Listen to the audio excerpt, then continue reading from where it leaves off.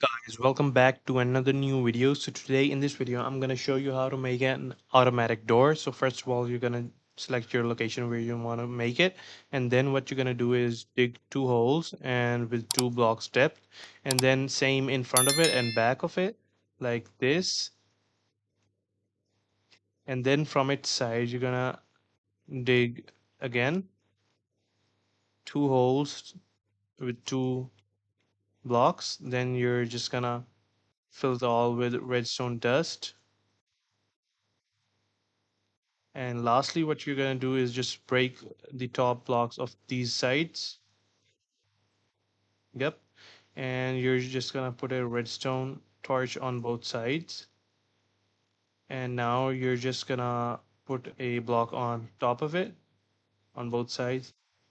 And you got to put redstone dust on both sides. Now what you're going to do is use some block and just cover all this contraption up. And you're just going to put your sticky piston just like I did. And what you can do is select the block of your choice and put it besides the piston so it connects with him, and you can just put a birch pressure plate on both sides. So let's test this. Let's go. As you can see, our automatic door works. So that's pretty much for this video. If you like these kind of videos, do leave a like and subscribe for more videos.